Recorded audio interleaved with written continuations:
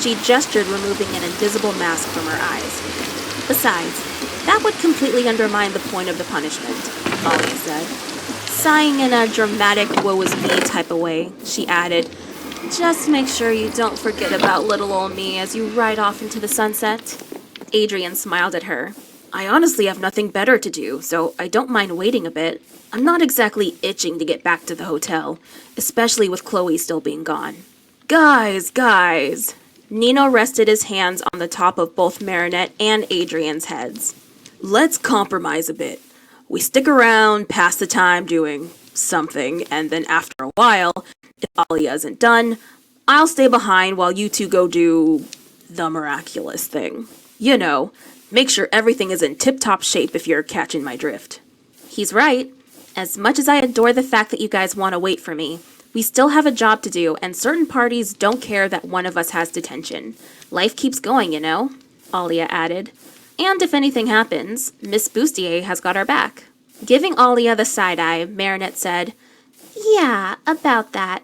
We didn't give that bit of info nearly as much attention as it deserves. Oh, what's that? I think I hear Miss Bustier calling me, Alia announced, smoothly pivoting 180 degrees as she completely avoided responsibility. But by sheer coincidence, something could be heard coming from the classroom. It wasn't the teacher. It was Kim, a fellow student who was tall and athletically built. He was completely frazzled as he raised his voice, holding up his failed exam for Miss Bustier to inspect. I can't get an F! Coach will kick me off the team if this bumps my grade down any further. Please, Miss Bustier, please, change it this one time. You know I can't do that, Kim. It wouldn't be honest. Your grades are a reflection of the material you have understanding over, or the lack of. I know it's upsetting, and I understand your concerns, but like I said, you can always just forget it.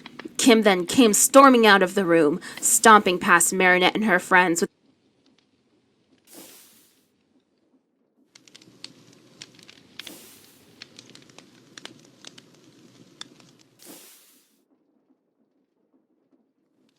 without giving them a second thought.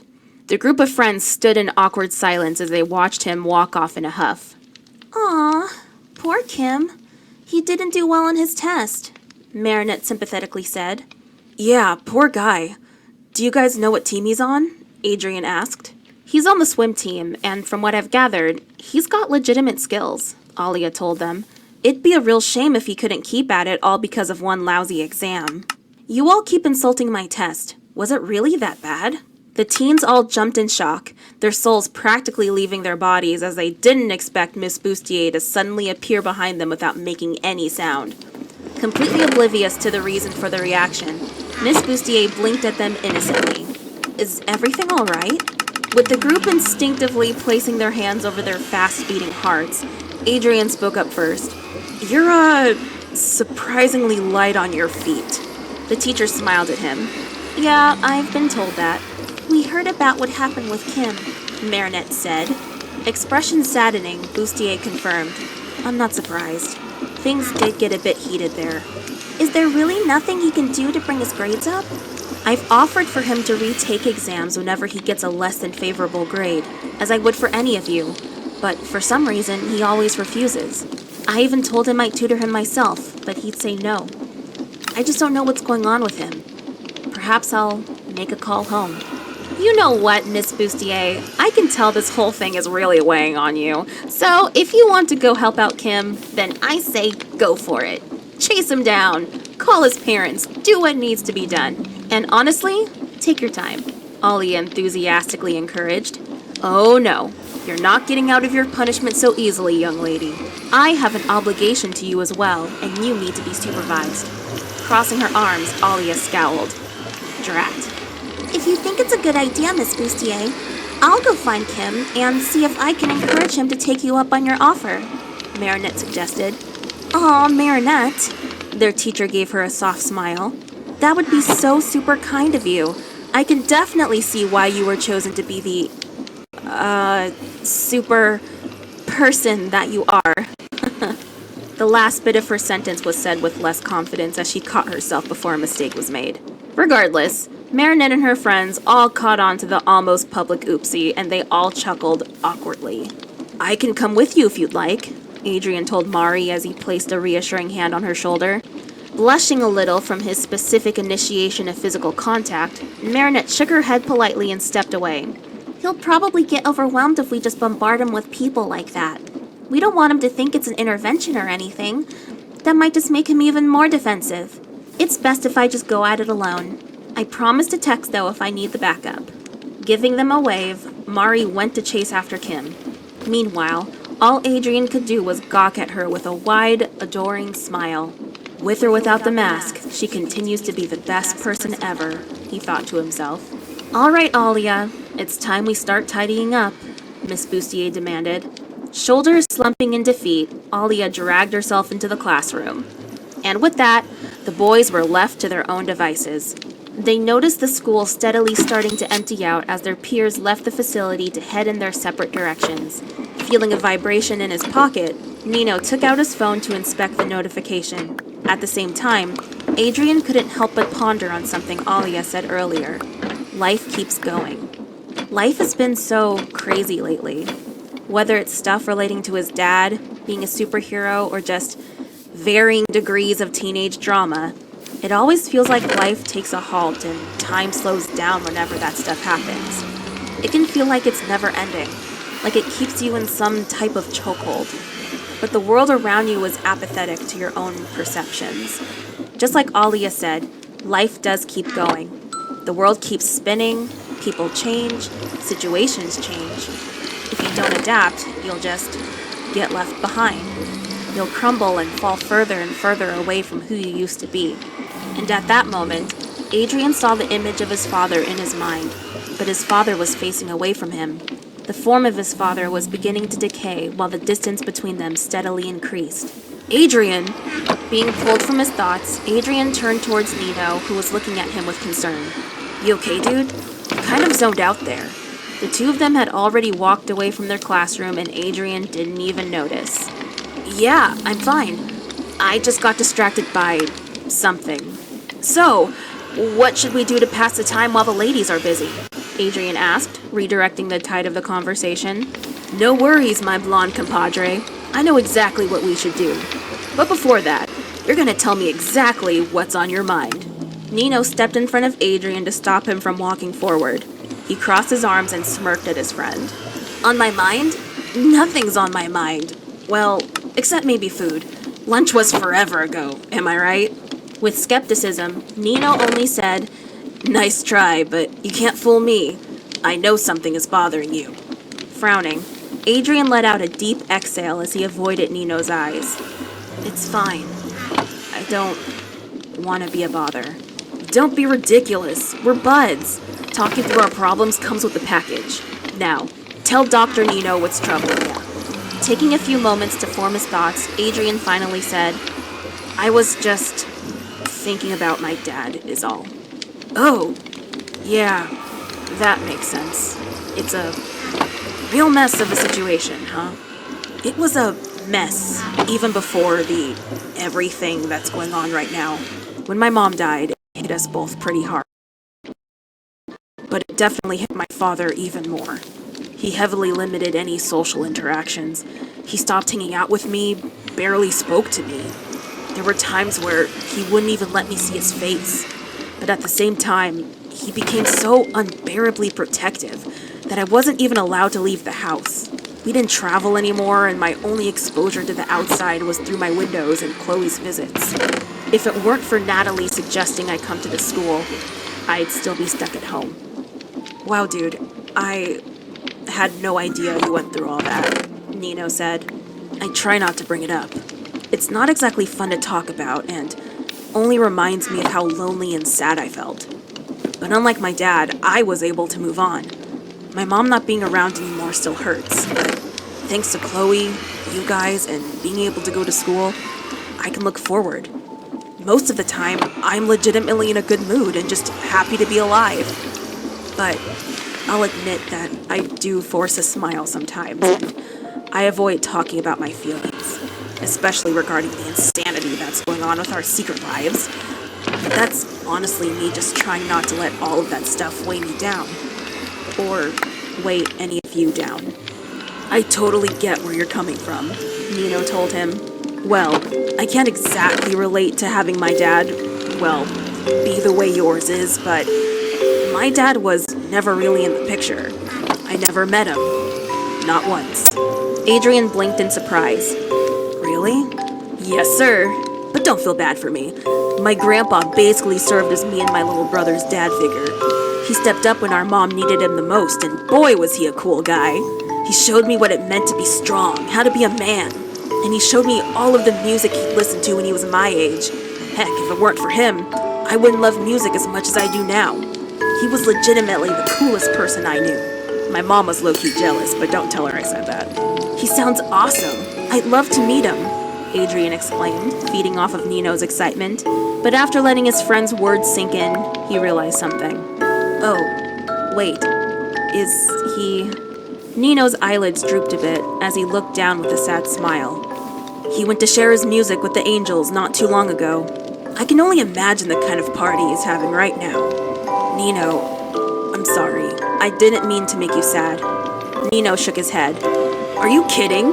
I mean, yeah, I'm sad that he's gone, but I love talking about my grandpa. I'll admit that at first, his passing hit me hard and I wasn't exactly at my best. My little brother Chris didn't know him for as long, so it didn't affect him the same way. The world seemed to stop for me in a way I never thought possible. But, like you, I had some awesome people around to get me back on my feet. Besides, I know that my grandpa would have been ticked off if I stopped living my life because of him being gone. The best way I can respect and honor him is to keep on keeping on.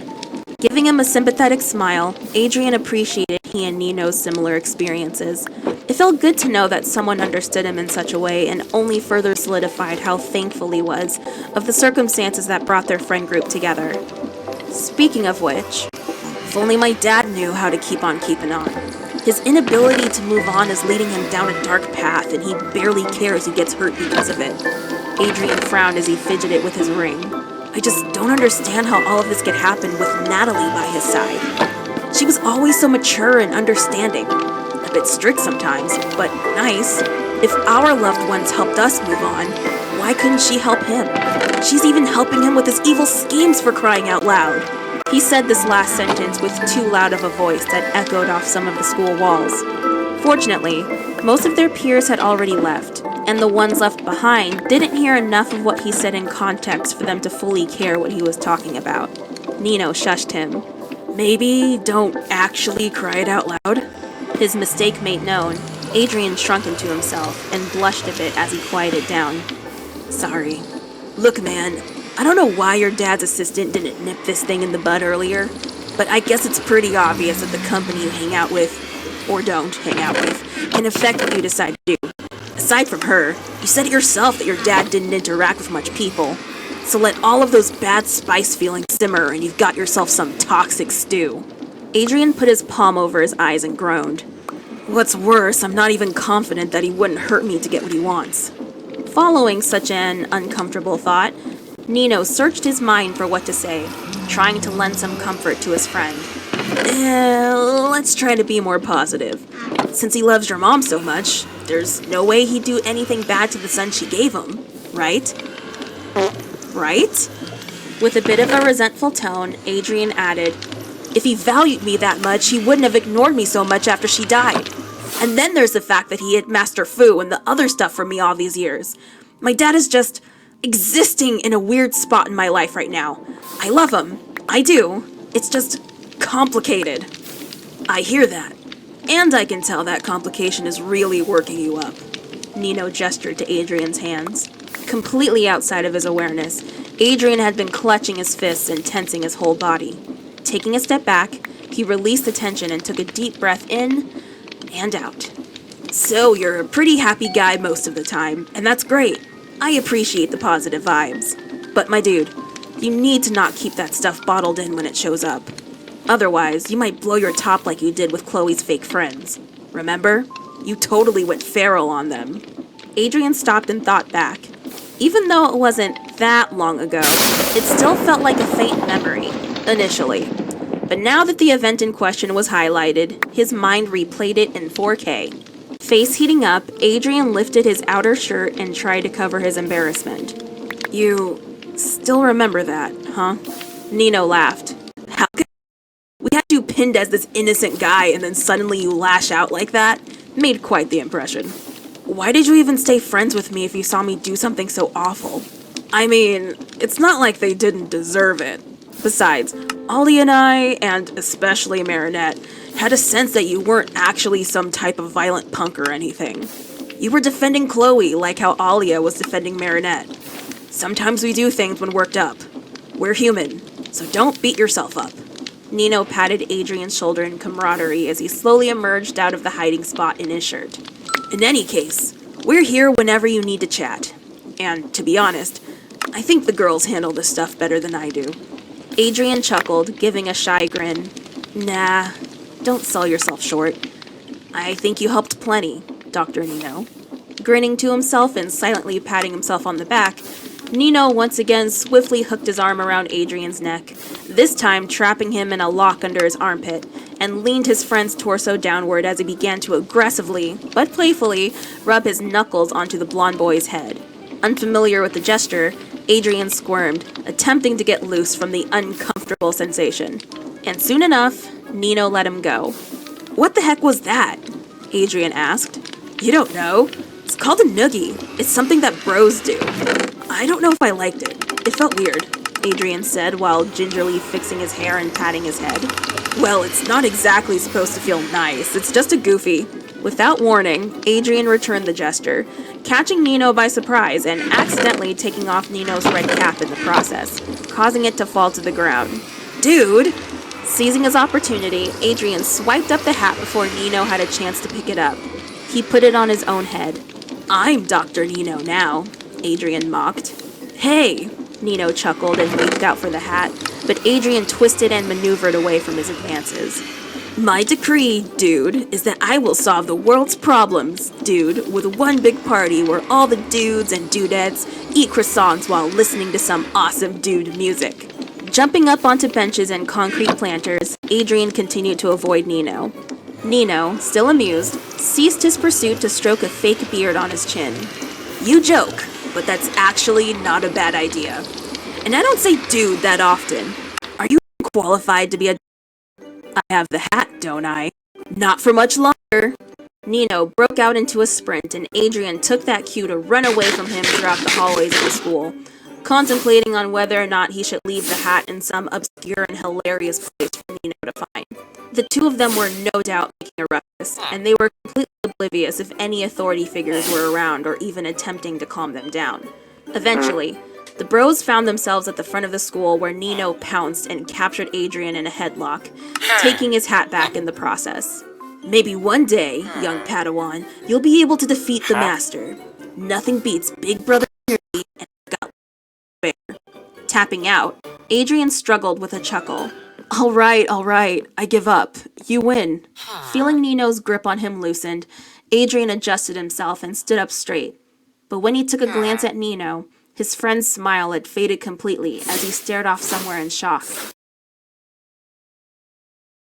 In his gaze, Adrian discovered a limousine parked beside the school entry. Back window was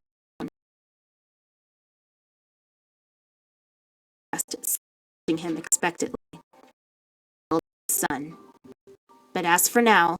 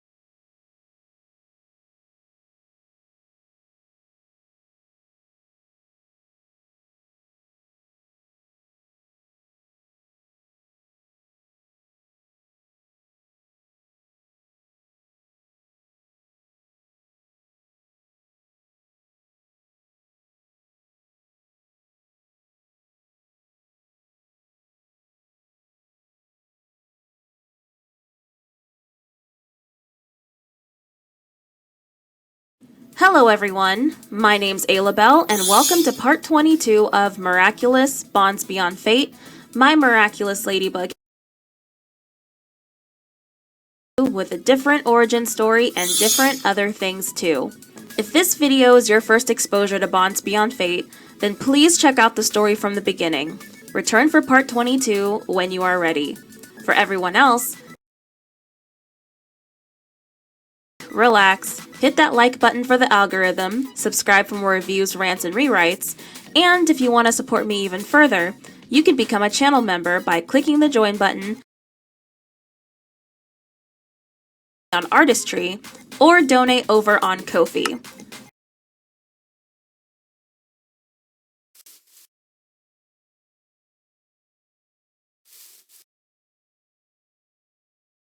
You being here. In the comments, 22. Bonds adjusted to the temporary by Alia turned one score quite known. While Marinette went to try and serve her strengthen their friendship. As Gabriel now the story there was an immediate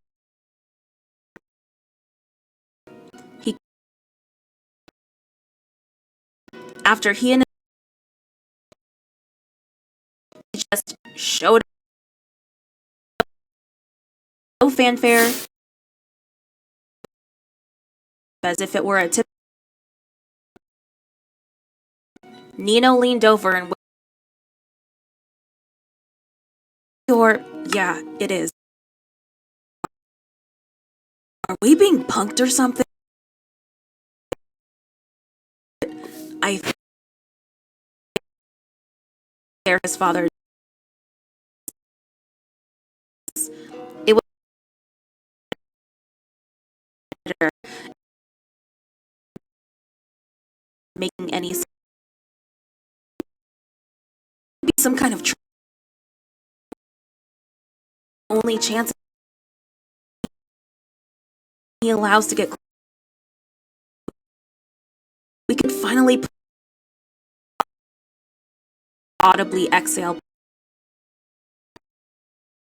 Trust me. It's way too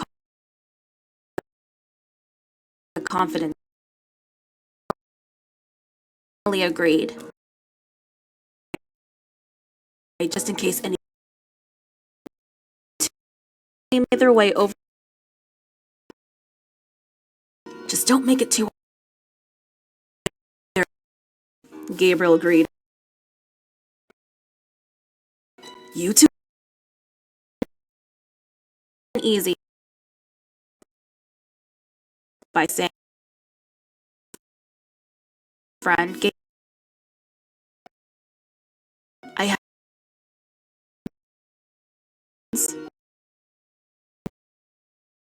Nino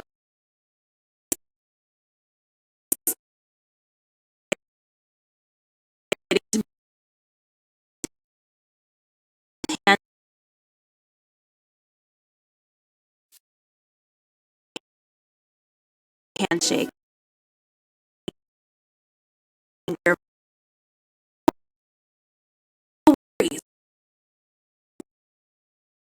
Be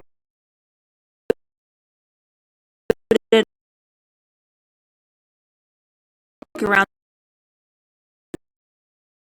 these from the spontaneous heck you